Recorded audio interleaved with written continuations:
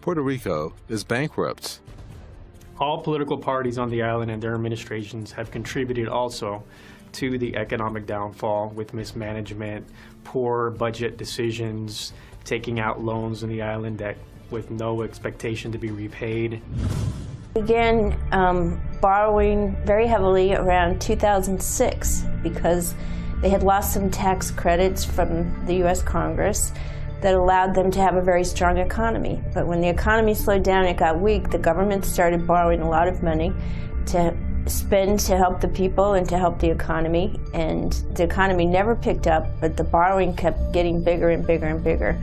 So now they have this huge pile of debt, which is very difficult to repay, and the economy still is pretty weak. Just to clarify, Puerto Rico actually isn't bankrupt as of now officially according to U.S. bankruptcy code, but it is at a state where most people consider it to be insolvent, or can't officially pay its bills or can't afford to pay its upcoming bills. Like Puerto Rico, Guam is technically broke. We have a $120 to $180 million deficit. We don't know for sure and won't know until the books are finally closed and the audit's completed. But what we do know right now is, like Puerto Rico, government of Guam is having trouble paying its bills. We just recently borrowed $45 million to pay $20 million in arrears for Guam Memorial Hospital. And we're so confident of our inability to run the hospital correctly, we borrowed an additional $15 million to pay the arrears for 2017. We also borrowed the Children's Trust Fund to make payroll a couple of months ago. And many of government of Guam's departments and agencies are behind in paying their bills. We see stories in the newspaper and the media from time to time these last couple of months, and we're looking at the fact that Department of Education, Guam Community College, and University of Guam and Department of Education still haven't got their full allotments from 2016, which is causing them to delay payment to their vendors, which is going to cause their vendors to make delayed payments to their vendors. So we hear a lot of people comparing Guam to Puerto Rico, but how did Puerto Rico get into trouble in the first place? The government of Puerto Rico sold bonds to American investors for decades. Governments, just like households, picked up the debt. To cover their expenses, this debt was divided into many small pieces called bonds. The bonds were then sold to financial markets, where in turn, investors bought them.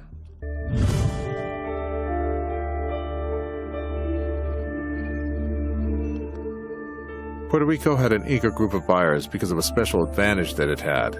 Puerto Rico's bonds had a triple tax exemption. This meant that bondholders of Puerto Rico's bonds did not pay federal, state, and local taxes. And so Puerto Rico kept issuing new debt, and investors kept buying.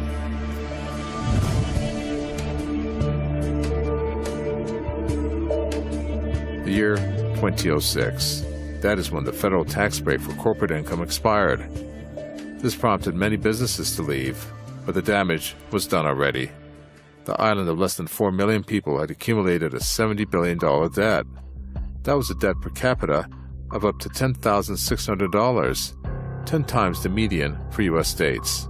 Puerto Rico kept issuing new debt to pay for the old debt, and ratings agencies gave the island good ratings. Now remember that.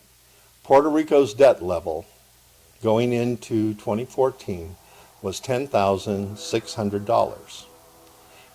Going into 2014, the per-person debt level here on Guam was $9,051 at the beginning of the 33rd legislature. So, where are we today? Well, with all the bills, the borrowing bills that have been passed by the 33rd legislature, our debt has risen to $13,583, which is an increase of $4,532 by my count. That's a 50% increase in 2 years. So, where do we go from here? do you remember with the tax refunds, the first instance in 2010? Everybody was against it. The editorials were against it. The talk show hosts were against it. The Democrats were blasting away. But because of my Republican compadres in the legislature, working together with the Republican administration, we pulled that refund bills through. And now we're back at, rather than 5 or 6 years as a past, 5 months. But the original plan was for days. And thank you, Brent McCready. Thank you, Tony Ada. Thank you, Chris Duenas. Thank you, Tommy Morrison. Thank you, Frank Blas. Because with this new plan that we have worked together to move through this Democratic majority, to get the tax refunds in days. Now, I personally don't understand why all of a sudden the governor is very concerned about paying tax refund in a matter of days instead of a matter of months, when he spent 2 years and millions of dollars of taxpayer money fighting in federal court the mandatory deadline for payment.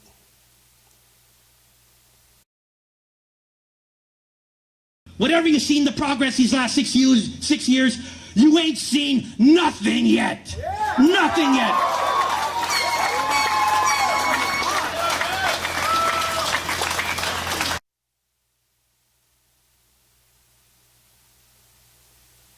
And that's what worries me. It worries me because we still have 2 months left in this year. We still have $600 million in bond bills sitting in the legislature, and we have the governor and the Republicans pushing hard with help of certain Democrats to get those bills passed before the end of the 33rd legislature. Starting with Bill 338, which was a bill to borrow somewhere between $140 and $170 million to renovate Guam Memorial Hospital. That bill will add $1,100 to the per person debt load for every man, woman, and child on Guam. And then this one right here, which I encourage every citizen to be on the alert for and watch very carefully, is Bill 363. Dennis Rodriguez wants to legalize waste to energy so that the contract the governor has already signed with GRRP, the settlement agreement that he signed with GRRP, can move forward to the funding stage, in which the senators will attempt to pass a $350 million bond guaranteed by you and me, voters and taxpayers, and giving $350 million to a company that has never designed, built, or operated a waste energy plant to design, build, and operate a waste energy plant. And that's not the only problem on the floor of the legislature. Simon Sanchez, there's a problem with the bill authorizing funding for Simon Sanchez. It doesn't have a cap limit. The Speaker has acknowledged it, and the contractors have discussed ways to exploit it. I have requested the Speaker and the legislature to close the gaps, to close the loopholes, because I'm worried about that. If you thought Guam YTK was bad, this could be 10 times worse for taxpayers. But for some reason, the Speaker refuses to close the loophole. So I introduced legislation myself. It is now before the Attorney General's office to close the loophole. If she won't, we should. And that's why I introduced a bill. Which brings us to the tax refund bill. Now, the problem with this bill, and there's several, but the biggest problem is we're going to borrow $100 million to pay the 2016 tax refunds a few months early. Now, with the government almost $200 million in debt, we know there's no way the government is going to be able to replenish that fund. So what's going to happen is we're going to pay tax refunds a little early, and then we're going to end up owing $175 million to be paid over the next 31 years And then in 2018, we'll have to borrow another $100 million to pay the 2017 tax. That is a strategy right out of the Puerto Rico playbook. So, what kind of financial management are we seeing coming out of government in Guam right now? Well, take a look at the health care bill, and that gives you an idea. Decisions like this are right in line with the Puerto Rico playbook, and no doubt in my mind, if we keep making decisions like this, by the end of 2 years from now, our financial house of cards will collapse. The president will be appointing a new board to manage the financial affairs of government of Guam, but it'll be the next governor's problem, not Governor Calvert's problem. So, recap our debt level. We're at 13,000 change now. GMH renovation bill adds 1,100 to that. The waste energy bill adds 3,828 to that. The Simon Sanchez adds 1,750 or more to that. And the tax refund bill adds $1,094 to that debt load, bringing the total up to $21,355. Now this number is significant. Just think, by the end of the 33rd legislature, we could see a 136% increase in the debt load for every man, woman, and child on Guam if all those bills get passed or signed into law. Now the reason this is significant is Puerto Rico's per-person debt load was $15,600 at the time President Obama appointed 7 federal financial managers to oversee financial operations for the government of Puerto Rico. And now, as those managers are taking over control of the financial operations of all the different branches of government in Puerto Rico, I bring up this point right here. One of the reasons Puerto Rico got into trouble is in their Commonwealth Constitution, they have a clause that was inserted that makes paying bond debt a priority over government operations. We don't have that on Guam. Well, at least we don't now. But Senator McCready and Governor Calvo are very concerned that we are lacking one of the key ingredients that pushed Puerto Rico over the financial cliff, so they've incorporated a poison pill, what I call the Puerto Rico poison pill, into the tax refund legislation. And here it is right here. With this line, it makes paying bond debt, puts a lien on the bond debt, so that we have to pay the bonds first before we pay any other priorities of the government out of the business privilege tax revenues. And that's kind of what happened that drove Puerto Rico over the cliff. And let's see what effect the poison pill is having in Puerto Rico. But so-called vulture funds are companies that buy up debt at rock-bottom prices, then demand payments much higher than the original amount of the debt. But the vulture funds don't want to negotiate. Instead, they want Puerto Rico to fire teachers, close neighborhood schools, and cut support for the University of Puerto Rico so that these vulture funds can squeeze out more profits.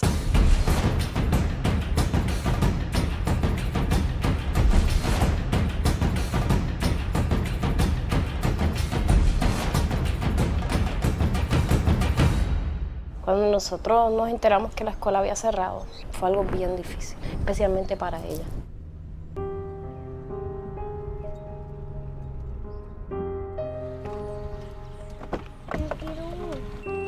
Por la mañana es difícil que ella entre cuando no la va a dejar a la escuela. Ha sido un proceso bien difícil, o sea, casi un año que ni para mis hijos ha sido fácil, ni para mí. Y sé que muchos padres también, que los niños están pasando por procesos de ansiedad, de niños que han bajado sus notas. Esto no es justo, o sea, estas escuelas jamás debieron cerrar.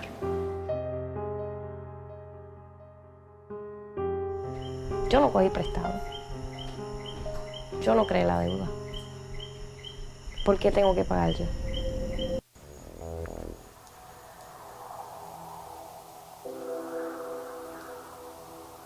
It's not a pretty picture. It's not Guam's picture yet, but it could be Guam's picture, our future, if we re-elect the Gang of Eight. Because the Gang of Eight are bound and determined to pile on as much debt as possible. I'm even worried that they might try to do it during a lame duck session.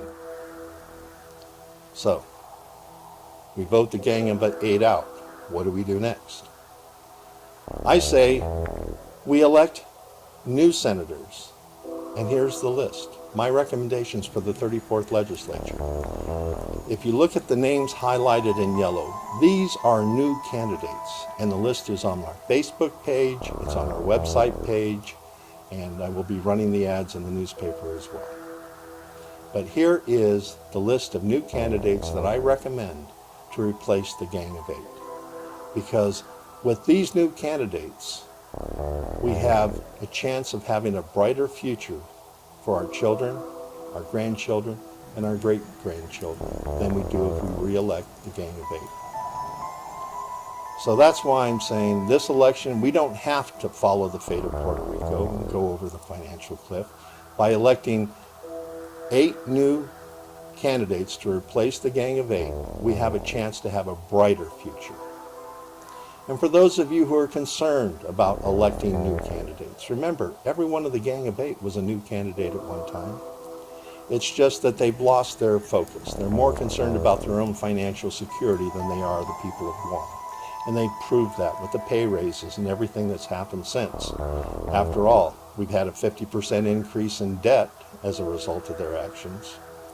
So, for those of you concerned about voting for new candidates, I encourage you to go to the website and look at the videos, the interviews that we have of the new candidates, so that you can see for yourself the dedication they had to public service before they ever considered running for the legislature. And I encourage all of you to come out to Micronesian Mall Monday afternoon. And Monday afternoon we're going to be joining forces with Guamanians for Fair Government and have a wave.